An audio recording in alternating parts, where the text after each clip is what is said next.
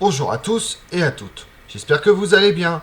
Aujourd'hui, nous allons nous intéresser à une invention, mais pas n'importe quelle invention, une que nous nous servons toujours à l'heure actuelle, une invention qui peut prendre des formes diverses et variées. Je veux bien sûr parler du téléphone, qui fait partie des grandes inventions du 19e siècle, et qui a bouleversé la vie des hommes du monde entier. Avec lui s'ouvre l'ère des télécommunications. Vous voulez en connaître plus sur le téléphone? Venez avec moi. Par l'intermédiaire de signaux électriques, le télégraphe. Pourquoi ne serait-il pas possible de faire la même chose avec des sons? C'est la question que s'est posée Alexander Graham Bell.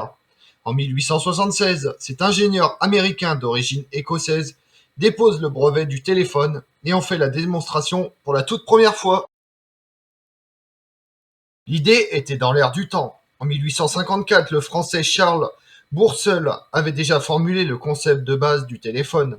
Un italo-américain, Antonio Meucci, passe également pour avoir inventé le téléphone avant Graham Bell, mais sans avoir fait toutes les démarches pour breveter son invention. Enfin, un autre inventeur américain, Elisha Gray, dépose une demande de brevet pour son téléphone. À peine quelques heures après Graham Bell, un long procès les opposa, dont Graham Bell sortit vainqueur.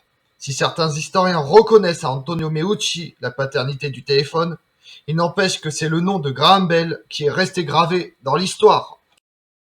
Se fait sur une ligne électrique de seulement 3 km de long, entre Boston et Cambridge. L'invention suscite immédiatement un grand intérêt. Les différentes améliorations permettent rapidement d'envisager des communications sur de très longues distances.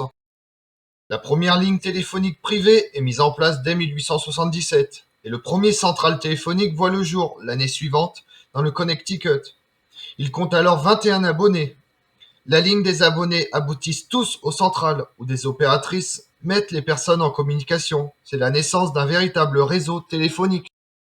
En 1891, Almon Stronger, un entrepreneur de pompes funèbres du Kansas, invente un système qui permet à un abonné du téléphone d'appeler son correspondant sans passer par une opératrice. Il compose simplement sur son téléphone désormais équipé d'un cadran de chiffres un numéro qui identifie la personne qu'il veut joindre. Les améliorations et le perfectionnement apportés à l'invention de Graham Bell entre la fin du 19e et le début du 20e siècle permettent le succès rapide de ce nouveau moyen de communication. Le téléphone se répand non seulement aux États-Unis, mais aussi en Europe. Il est présent en France dès 1879 où il compte à ses débuts seulement 80 abonnés. Une trentaine d'années plus tard, alors que s'ouvre le premier central téléphonique automatique de France à Nice en 1913, le nombre d'abonnés à Paris s'élève déjà à près de 60 000.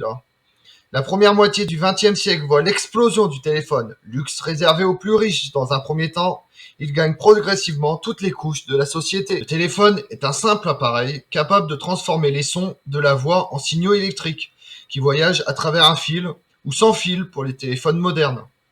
Ces signaux sont reçus à l'autre bout de la ligne et transformés en nouveaux sons permettant de reproduire la conversation.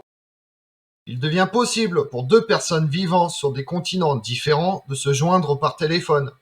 Les liaisons téléphoniques internationales utilisent des ondes radio puis des câbles téléphoniques sous-marins. Le premier est posé en 1956 dans l'Atlantique et relie l'Écosse aux États-Unis.